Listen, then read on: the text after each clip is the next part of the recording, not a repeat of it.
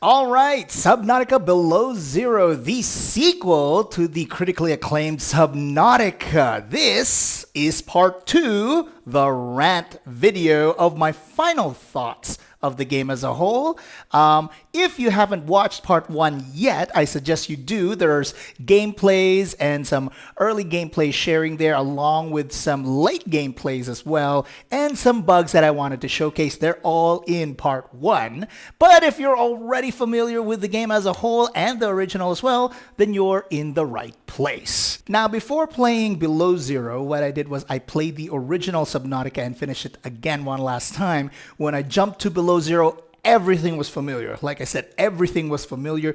When you jump down to the water, you know exactly what to do, which is a good thing. But when you are familiar with the original already, especially coming off of just finishing the game, you start to look for the new things right away. What is new about this game? Okay, what are the new assets that they put in? And to my disappointment, there isn't much to be impressed about Below Zero as a whole. As a matter of fact, I was kind of appalled by the amount of recycling the devs used in the new game, in the sequel. Okay, it took them 3 years to develop this. I know, I understand, it's COVID included, yet I'm seeing more of the same stuff. Of course, the graphics do look better, textures are sharper, but the new assets and the old assets clearly don't match. I mean, like, it feels like, like you got these original Legos and you got knockoff Legos and you're trying to like make them fit together, and they don't quite fit. And then you just force pushing them in, and yeah, it fits, but then it just feels really, really bumpy and awkward. That's how I feel about Below Zero. Clearly, they used old assets and tried to merge them with new assets, which isn't much, but it needs a patch badly, and there hasn't been one since 1.0. It's been 2 months already. I'll get to that in a bit. Okay, so there's more surface gameplay to be had here, okay? But playing on the surface is so boring. There are only two types of creatures on the surface. The snow stalker, which only has one purpose, is to get the fur, and the fur only has one purpose, is to create a cold resistant suit, and of course the ice worm, which eventually becomes more annoying than exciting, and it's easily pacified towards the late game. I also covered the snow fox in part one. It was, as I said, annoying, but a lot of fun to ride. The fact that you have to deploy it all the time and putting it back into your inventory was annoying. The sea glider, for example, the sea glide, you can auto-equip right away with your hotkey, but this one was annoying. You had a remote control. What was the remote control for? You had to throw the motorcycle out anyways. What was that remote control? I didn't get it. So here's a thought. How about making the sea glider upgradable in the future and make it sort of a hybrid with the Snow Fox? Yeah, I mentioned this already in part one. It's not as big as compared to the sea glider. It's half the size, but I thought that the devs could have made use of the old assets and made it more interesting. So let's say the sea glider, instead of it being the same as the original, how about putting an upgrade on it to make it more interesting, for example, as a sequel? Also, you're on snow. Where are the skis? I mean, you remember Friends? You know that one? I mean, that could have been easily fabricated, yet there are no skis. You can't pop a pair for some reason. And instead of walking around the boring surface or using the annoying snow fox, you might as well get some skis out there, brother. I don't know. I've never skied before. I'm from Southeast Asia. We don't have snow. Whatever. Snowmobiles are also cool. I mean, if you've seen Call of Duty, why not? Now, as for the spy penguin, it was heavily used as part of the trailer, and it was heavily featured in promoting Below Zero. But as a matter of fact, it is a glaring example of how unfinished the game actually is. As a matter of fact, they actually force you to use the spy penguin as a key aspect to moving the story forward, but that's the only practical use for it. Aside from collecting fur from the snow stalker, there's even a point in the game where you have to deploy the spy penguin to go collect resources in inaccessible areas. But these are all resources you can find underwater anyways if you look hard enough. So once you get the Snow Stalker fur, which is a resource for one purpose only, was to build the cold resistant suit, You're never going to need the spy penguin again, nor you're never going to need to collect any more fur. That's it. There is no practical use for the spy penguin. It would have been nice if the spy penguin had some puzzle or platforming elements, like Watchdog Legion. In that game, you can hack drones or other robots to actually go through inaccessible areas, and there are puzzles and platforming there that was actually a lot of fun and intriguing.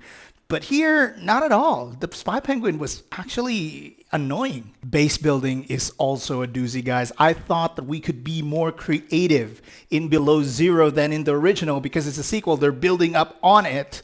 But base building felt exactly the same. There are only a few building assets, as a matter of fact, and some of them aren't even compatible with the old. Like, there are even parts that on the second floor that don't connect with the large rooms, and it just creates more problem than it's worth. I mean, building on land was such a headache, especially vertically. You would need to cheese the system to get around it. You can build stairways indoors, but apparently you can't build stairways outdoors. Okay, there are no walkways either, so if you build on the surface, man, you might as well stay on a single story. The problem I have is, why can't you build a stairway or a ladder outside?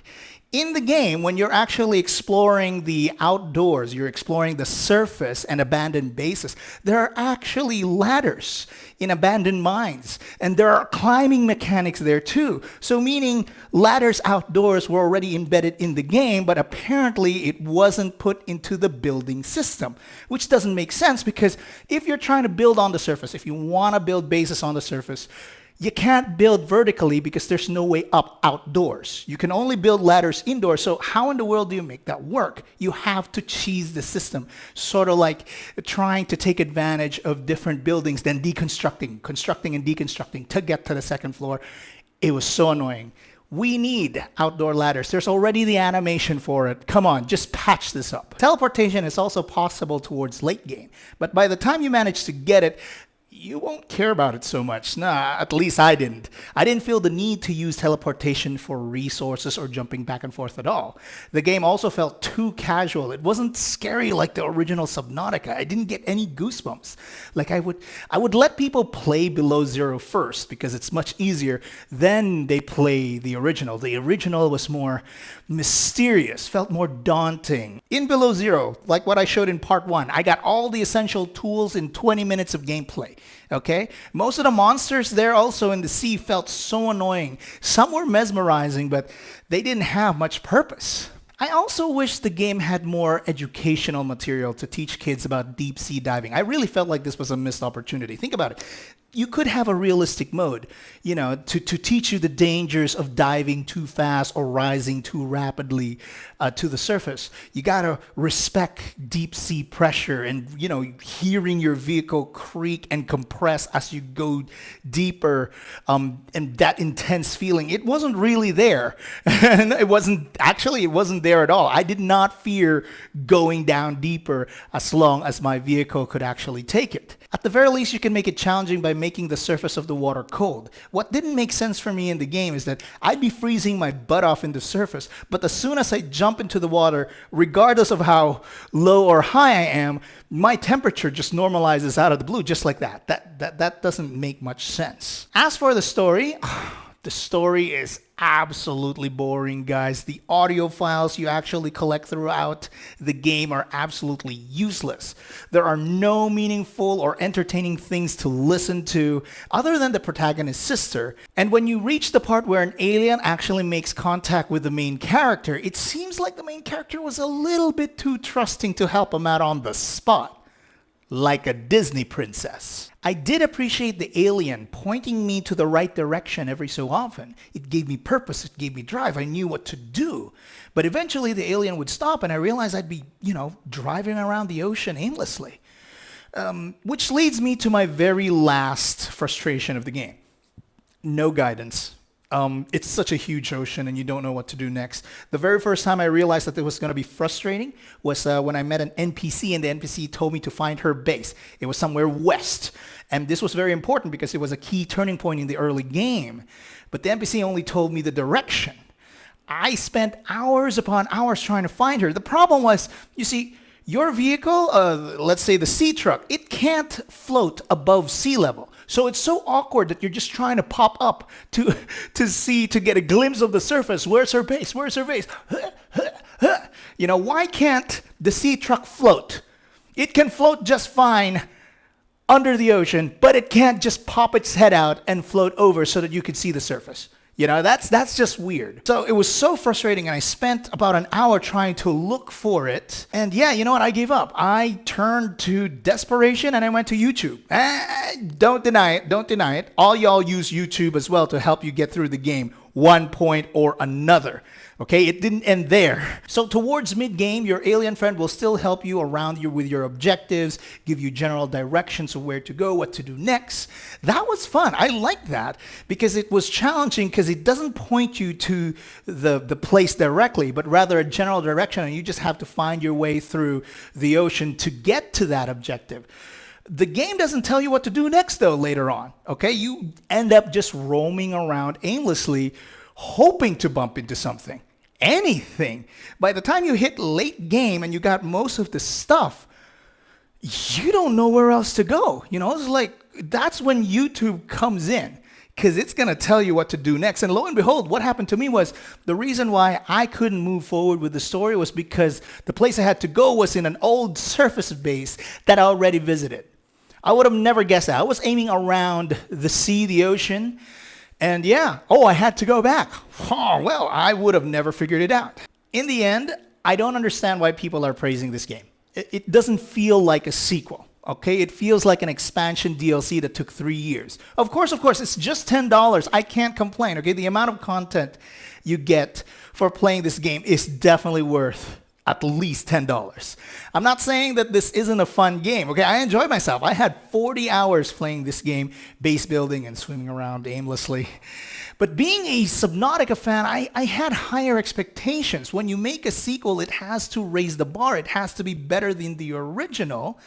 But sad to say, this was worse than the original. It still has bugs in it, even until now. The original gave you that dire feeling, the drive to survive and ultimately build a ship to go back home. At the same time, there's this heartwarming experience where you save a creature and in turn save the planet. At the end of the original Subnautica, my heart broke. Okay, because I felt like I didn't want to leave my base. Saying goodbye to my pet, saying goodbye to my base, saying goodbye to the planet. It all made me cry. Starting that rocket ship step by step. I don't want to go home. I don't want to go home. All of that gave me something memorable. But Below Zero, I didn't feel anything, guys. I even forgot what the storyline was about. It didn't give me anything meaningful. For once, also, there was an NPC in the game, and it didn't give any meaningful narrative at all. You know, in addition to very, very questionable game design and annoying mechanics, I can't shake the feeling but say that this was really a missed opportunity. Last but not the least, this game has not been patched yet. It's been out for about 2 months now, and it's still at 1.0. You know, minor bug fixes don't look like they're around the corner, and people have moved on. Very few people would feel the need to actually come back to this game. I felt like I'm ready to move on, and I don't even care anymore if a patch is coming. So, you know, the more people finish the game, the less a patch would actually matter. So, clock's ticking, and I don't know. It seems like we're stuck with a one-and-done game here at 1.0. I understand it's COVID and all, but the original Subnautica actually got a patch a month upon its release. So that's it, guys. Those are my frustrations about the game. This is my rant. I think it's not as good as the original. I sincerely hope whatever direction that the devs are going will propel it further, because the ending was kind of exciting. It was kind of, you know, I was looking forward to something different towards the ending, and yeah, I got it. If you can get this game on sale at this point, yeah, it's worth it. It's more Subnautica, and that's not necessarily a bad thing. And there you have it. If you like the video, please like and subscribe. It really helps smaller channels like mine out, and I'll see you in our past, present, and future videos. สวัสดีครับ